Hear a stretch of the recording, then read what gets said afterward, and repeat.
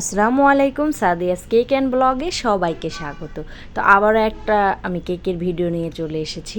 এই কেকের ভিডিওটার মধ্যে অনেক বড় একটা কাহিনী লুকিয়ে আছে, যেই কাহিনীটা আপনাদের সঙ্গে শেয়ার করতে চলে আসলাম। এই কেকটা যে তৈরি করতে আমার কতটা হতাশ লেগেছে এবং কতটা কষ্ট হয়েছে, এই পুরো কেকটা আমি চুলায় বেক করেছি। আর এটা হচ্ছে 2 পাউন্ডের একটা হাইট কেক ছিল।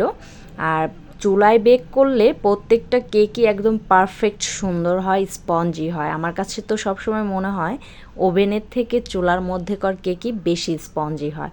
তো এই কেকটা চুলায় বেক করার একটাই কারণ, প্রচণ্ড লোডশেডিং। আর এই গরমের মধ্যে বিদ্যুৎ অনেক সমস্যা করছে, যায় আর আসছে। যখন একটা কেক ওভেনে দেই তখন দেখা যায় কি আধা ঘন্টা না যেতে যেতেই কারেন্ট চলে যায়। আর কারেন্ট চলে গেলে তো আমার কেকটা নষ্ট হয়ে যাবে। বাট এত বিদ্যুতের সমস্যা হয়েছে, লোডশেডিং হয়েছে, যার কারণে আমি এই কেকটা চুলায় করতে হয়েছে। ওভেনে আমি বেক করতে পারিনি কোনোভাবেই। এই কেকটা আমি যখন বারবার দিচ্ছিলাম ওভেনে, আবার বারবার চুলায় দিচ্ছিলাম, আবার ওভেনে দিচ্ছিলাম। এদিকে ইমার্জেন্সি অর্ডারটা ছিল। আমি তো ভয়েই ছিলাম যে আল্লাহ, আমার এই কেকটা কি নষ্ট হয়ে যায় নাকি, চুপসে যায় নাকি। এই টেনশন, আমার ঘুম আসছিল না। জাস্ট অনেক অনেক অনেক টেনশনে ছিলাম। তারপরে হচ্ছে আল্লাহ আল্লাহ করে আমার কেকটা চুলায় সুন্দর পারফেক্টভাবে বেক হয়ে গেল। তো যখন আমার কেকটা সুন্দর করে স্পঞ্জিভাবে বেক হয়ে গেল তখন একটু স্বস্তির নিঃশ্বাস ফেললাম এবং আলহামদুলিল্লাহ বললাম। তো দেন তাড়াহুড়া করে আমি ফ্যানের বাতাসে কেকটা ঠান্ডা করেছি। ঠান্ডা করে আমি সরাসরি ফ্রিজে রাখি নাই, দেন সরাসরি আমি কেকটা ডেকোরেশন করতে চলে গিয়েছি। কারণ হাতে একদমই সময় ছিল না, খুবই ইমার্জেন্সি একটা অর্ডার ছিল। কারণ আমি কিন্তু ইমার্জেন্সি অর্ডারগুলো রেখে থাকি। তো কেকটা হচ্ছে কাস্টমাইজড করা ডিজাইন ছিল, হালকা পাতলা ডেকোরেশন দেওয়া ছিল, তেমন কোনো ভারী ডেকোরেশন ইউজ করি না এখানে, যার কারণে আমার এই কেকটা করতে তেমন ঝামেলায় হয়নি। কিন্তু কেকটা বেক করতে অনেক ঝামেলা হয়েছিল। তো এখানে পিঙ্ক কালারের কম্বিনেশনে একটা কেক তৈরি করছি। আর আমি কালারটা সবসময় এভাবে ইউজ করি কেকে, যাতে করে কেকের ক্রিমটা না নষ্ট হয়। আমি যখন কালারটা ক্রিমে দিই তখন দেখা যায় কি ক্রিমের টেস্টটা একটু চেঞ্জ হয়ে যায়।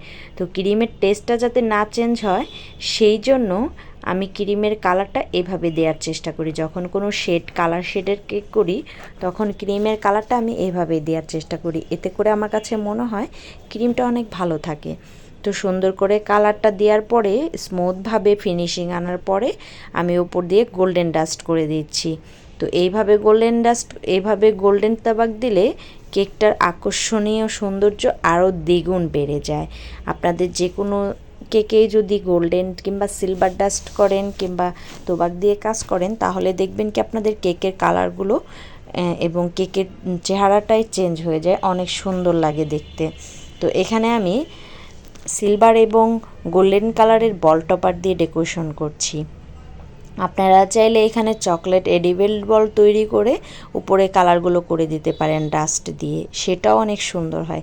বাট আমি এখানে নন এডিবল বল টপার ইউজ করেছি। এতে করে কেকের খরচটাও একটু কমলো আর ঝামেলাটাও কমলো। যেহেতু এটা কাস্টমাইজড করে নিয়েছিলাম, তো কাস্টমারের কাছে আমি বলেই নিয়েছিলাম যে কেকটা কিন্তু আমি নন এডিবল বল টপার দিয়ে করব। তো আপুটা বলেছে কোনো সমস্যা নেই, আপনার ইচ্ছা মতো করেন। তো এরপরেই আমি এক সাইডে একটা গোল্ডেন বাটারফ্লাই দিয়ে দিই। আর এই বাটারফ্লাইটাও নন এডিবল, এই বাটারফ্লাইটাও খাওয়া যাবে না, এটা জাস্ট ডেকোরেশনের জন্য ইউজ করা হয়। তো আপুটা যেভাবে কেকে ছবি দিয়েছিল সেমভাবে করে দেওয়ার চেষ্টা করেছি।